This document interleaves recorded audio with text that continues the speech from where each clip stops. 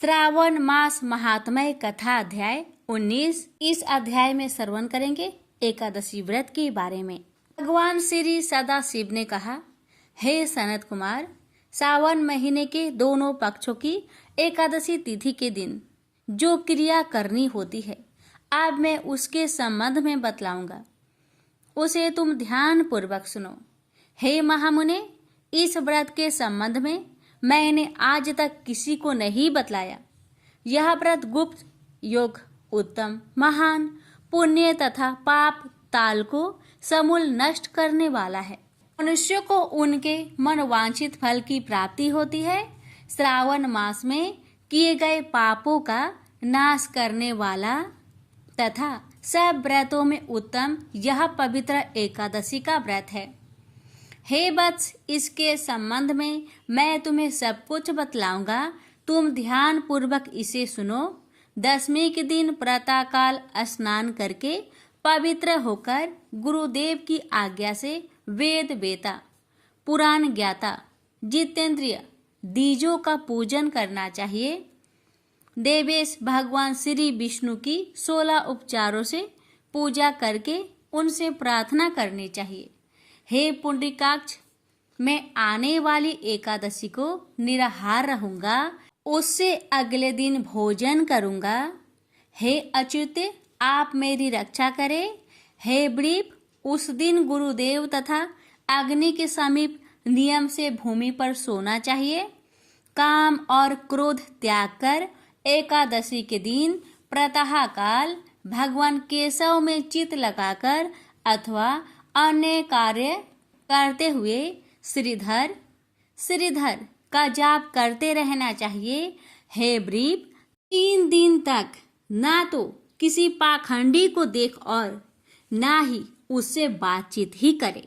हे वत्स, केवल इतना करने से ही यह व्रत मोक्षदाता हो जाता है। मध्या के समय पंचगव्य लेकर क्रोध को त्याग कर नदी आदि के सुंदर जल में स्नान करना चाहिए। भगवान सूर्य को नमस्कार करके श्रीधर की शरण में जाकर वर्ण आचार आदि सब काम करके अपने घर को वापस लौटना चाहिए। घर पर आकर श्रद्धा तथा भक्ति द्वारा भगवान श्रीधर का अर्चन, पुष्प, धूप, दीप और अनेक तरह के नैवेद्य द्वारा करना चाहिए। रात में गीत, वाद्य तथा कथा सुननी चाहिए और जागरण करना चाहिए। पहले कलश स्थापन करके पंचरत्न और सोने को कलश में रखकर श्वेत चंदन से पूजा करनी चाहिए और फिर कलश के 2 श्वेत वस्त्रों से ढक देना चाहिए। देव देवेश की प्रतिमा शंख, चक्र तथा गदा युक्त करके उसकी स्वविधि पूजा करके द्वादशी के दिन प्रातःकाल करके श्रीधर नाम का जाप करना चाहिए। शंख, चक्र, गदा तथा पद्मधारी भगवान देव देवेश की पूजा करके ब्राह्मण को सोने की दक्षिणा सहित कलश देना चाहिए। यह घड़ा दान सहित ब्राह्मण को देते समय इस प्रकार कहना चाहिए, भगवान श्रीधर जी, आप प्रसन्न होकर मुझे उत्तम लक्ष्मी दीजिए। यूं कहकर जगत गुरु श्रीधर का अर्चन करके श्रेष्ठ द्विजों को भोजन करवाकर अपनी शक्ति के अनुसार दक्षिणा देनी चाहिए। अपने नौकर चाकरों को भोजन करवाकर गौ को चारा डालने चाहिए। स्वयं अपने सगे संबंधियों, घर के सदस्यों तथा इष्ट मित्रों के साथ भोजन करना चाहिए। हे वत्स, यह मैंने तुम्हें शुक्ल पक्ष एकादशी तिथि का व्रत विधान बतलाया है। इसी तरह कृष्णा पक्ष की एकादशी के दिन भी करे। शुक्ल पक्ष तथा कृष्ण पक्ष की तिथि के दोनों व्रतों का विधान समान है, केवल इनके नाम का ही भेद है। कृष्ण पक्ष में भगवान से यो प्रार्थना करें, भगवान जनार्दन प्रसन्न हो तथा मुझे उत्तम लक्ष्मी दे। शुक्ल पक्ष में श्रीधर और कृष्ण पक्ष में भगवान जनार्दन कहे गए हैं।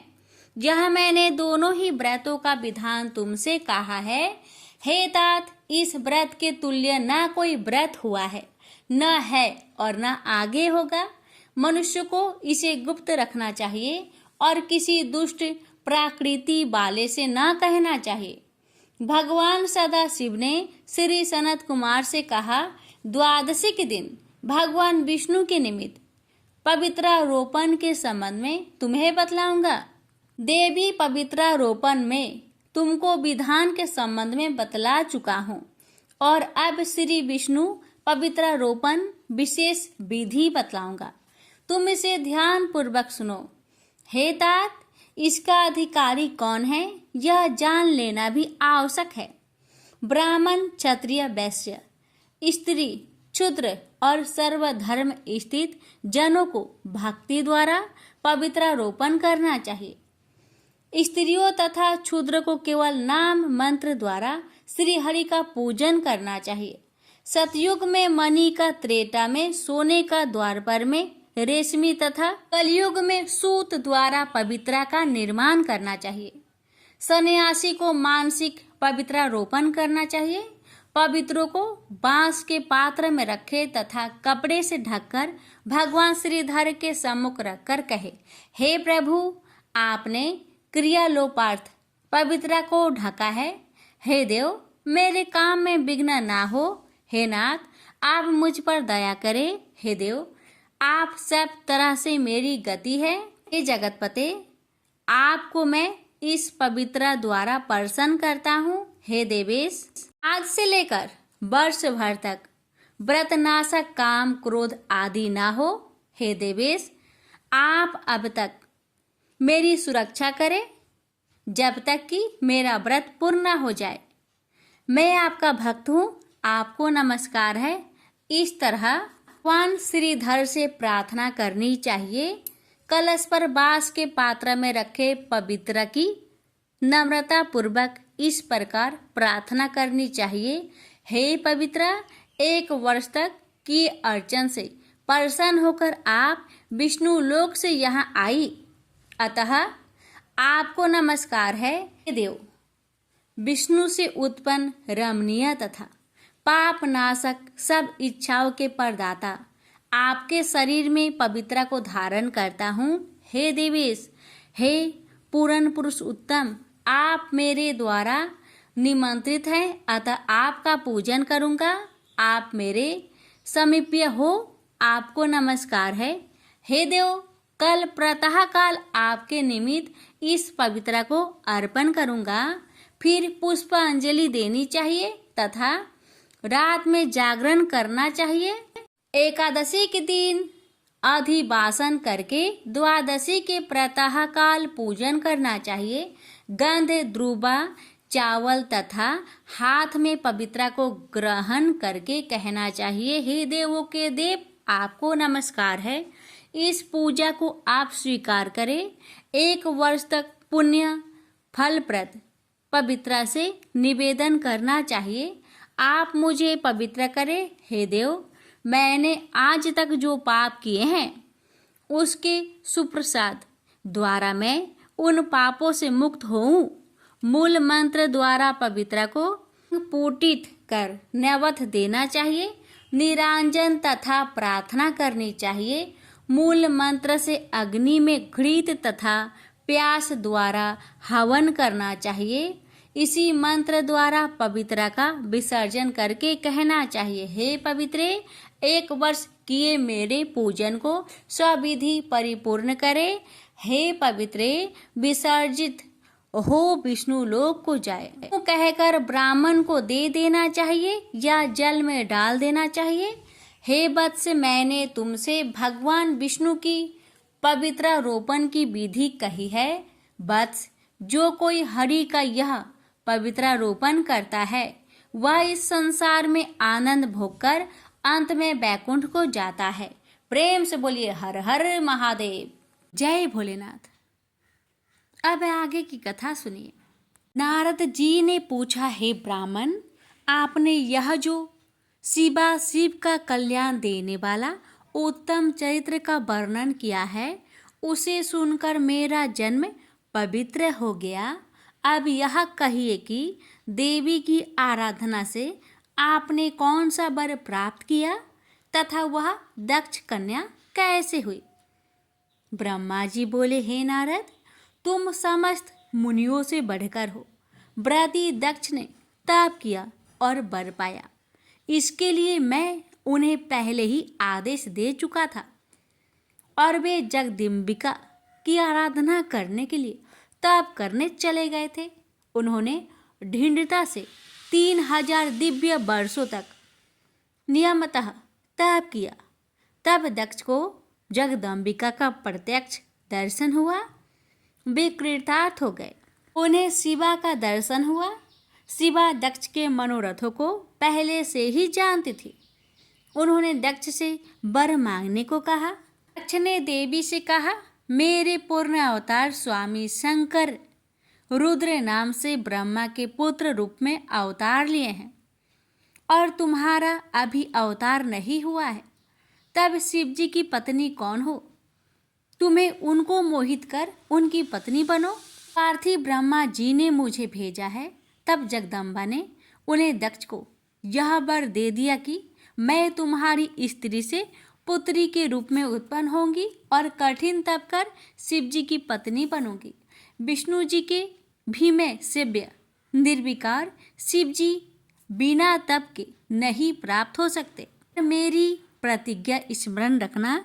मेरा कहना सत्य नहीं हो सकता। यदि तुम मेरा अपमान करोगे तो समझ लेना मैं अपना शरीर त्याग दूंगी, क्योंकि मैं तो प्रत्येक जन्म में तुम्हारी ही कन्या बनना चाहती हूँ और सर्वदा शिव जी की पत्नी बनती रहूंगी।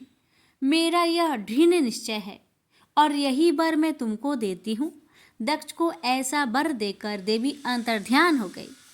दक्ष अपने घर गए और देवी मेरी कन्या होगी, उन्हें इस विचार से बड़ी प्रसन्नता हुई। नारद जी बोले, हे ब्राह्मण, जब प्रजेश दक्ष घर गए तब क्या हुआ वह सब प्रीति पूर्वक कहिए। ब्रह्मा जी बोले, दक्ष ने घर जाकर बहुत सी मानसी सृष्टि की, परंतु जब उनमें विकास न हुआ तब उन्होंने मुझसे उपाय पूछा तो मैंने बतला दिया। दक्ष ने पंचजन्य के अंग से उत्पन्न कन्या को अपनी पुत्री बनाया। मेरे पुत्र ने मैथुन धर्म स्वीकार किया। फिर बिरनी की कन्या से विवाह किया, जिस बिरनी से उन्होंने हर्षव नाम वाले 10,000 पुत्र उत्पन्न हुए। उन पुत्रों से उन्होंने दक्ष ने सृष्टि बढ़ाने को कहा। वे पुत्र सृष्टि की चिंता में पूर्व दिशा की ओर समुद्र संगम पर तप करने चले गए, परंतु हे नारद ने प्रकट होकर उन्हें बहका दिया। वे प्रवृत्ति त्याग निर्वृत्ति के उपासक बन गए। तब वे निर्गुण सृष्टि करना क्या जानते। फिर उनका नाश भी हो गया। तब उनका नाश सुनकर दक्ष को बहुत चिंता हुई और उन्होंने उत्तम संतान का नाश होना शोक स्थान माना। मैंने जाकर अपने पुत्र को समझाकर उनका शोक निवृत्त किया। जब वे शांत हुए तब उन्होंने पंचजन्य से सबलस्व नामक फिर हजारों पुत्र उत्पन्न किए और वे भी अपने पूर्व भाइयों के ही अनुवर्ती हुए। दक्ष फिर पुत्रों के घर न लौटने से दुखी हुए। इस बार उन्हें ऐसा आघात पहुंचा कि उन्होंने तुम्हें दुष्ट कहा और उसी समय बहुत से देवता भी वहां आ गए थे। उनके सामने ही उन्होंने दक्ष ने तुम्हारी बहुत निंदा की और यह श्राप भी दिया कि तू पृथ्वी पर विष्णु गुण गान में भ्रमण करते हुए मेरे पुत्रों को बहकाकर मेरा बड़ा अनिष्ट किया है, इसलिए तेरे चरण पृथ्वी पर कहीं स्थिर न रहेंगे। हे मुने, तुम निर्मल थे, उस श्राप को ग्रहण कर लिया। क्यों न हो, तुम ब्रह्म ज्ञानी और साधु थे। ब्रह्मा जी बोले, हे मुने, तब इस समाचार को सुनकर मैं शीघ्र ही अपने पुत्र दक्ष के पास गया और उन्हें समझा बुझाकर उनका शोक और तुम्हारे प्रति क्रोध शांत किया। तब तुमसे मित्रता स्थापित कराई, फिर तुम्हें साथ लेकर अपने लोक में आया। पश्चात दक्ष ने अपनी स्त्री के गर्भ से सुंदर 60 कन्याएं उत्पन्न की। पुनः पश्चित हो धर्मादिकों से उनका विवाह कर दिया। तब उनमें से 10 कन्याएं धर्म को, 13 कन्याएं कश्यप को दो दो भूतांगी रस और क्रेसाव को और शेष गरुड़ को दे दी, जिनसे तीनों लोक भर गया। इनमें कोई शिवा को बड़ी कहते हैं कि बीच की और कोई उन्हें सबसे छोटी, परंतु कल्प भेद से तीन प्रकार सत्य है। कन्याओं की उत्पत्ति के समय दक्ष ने अपनी स्त्री के साथ जगदम्बिका शिवा का मन में जो ध्यान कर उनकी स्तुति की थी, तो अनेकों कीड़ा करने वाली परमेश्वरी सबको मोहित कर अपने पिता से इस प्रकार बोली कि जिसमें उनकी माता भी न सुन सके तथा औरों की तो बात ही क्या है। देवी ने कहा कि हे प्रजापते, तुमने कन्या के लिए पहले जो मेरी आराधना की है उसके अनुसार तुम्हारा अभिष्ट सिद्ध होगा। तुम तब करो। दक्ष से ऐसा कहकर देवी जी अपनी माया से बाले भाव धारण कर माता के पास जाकर बैठ गई और रोने लगी। तो उनके रुदन को सुन संभ्रम हो वहाँ बहुत सी स्त्रियाँ आ गई। दासियाँ भी बड़े प्रेम से आई और उस आसिक्री की कन्या शिवा का रूप देखकर सारी स्त्रियां हर्षित हो गई तथा सारे नगरवासी जय जय का शब्द करने लगे। गाने बजाने के साथ उत्सव हुआ और पत्नी सहित दक्ष उन कन्या का मुख देखकर बड़े ही हर्षित हुए। तदंतर विष्णु आदि देवता बहुत से मुनियों को साथ लिए वहां आकर को उत्सव करने लगे। सामने दक्ष कन्या जगदीश्वरी को प्रणाम कर स्रोतों सहित उनकी स्तुति की। सब देवता जय शब्द उच्चारण कर दक्ष और बिरनी की प्रशंसा करने लगे। देवताओं की आज्ञा से दक्ष ने उसका नाम उमा रखा। फिर उनके और भी नाम हुए। दक्ष ने विष्णु और मुझको तथा सब देवताओं और मुनियों को हाथ जोड़कर प्रणाम किया और यथोचित सबकी पूजा की। सबने दक्ष की प्रशंसा कर अपने स्थान का मार्ग लिया। बिरनी माता ने विधिवत उस कन्या का संस्कार कराकर स्तनपान विधान से उसे दूध पिलाया। माता बिरनी और महात्मा दक्ष ने बड़े प्रेम से उस कन्या का पालन किया। वह कन्या शुक्ल पक्ष के चंद्रमा के समान प्रतिदिन बढ़ने लगी। वह अपनी सहचारियों के साथ खेलती हुई प्रतिदिन शंकर की प्रतिमा का निर्माण करती और बाल कोचित गीत गाती हुई शंकर का स्मरण करती। इससे माता पिता का स्नेह उस पर प्रतिदिन बढ़ता ही जाता था। फिर वह बाल्यकाल से सब कामों को छोड़ गृह कार्य में चतुरता दिखाने लगी, जिससे उसके माता पिता बारंबार हर्षित होते थे।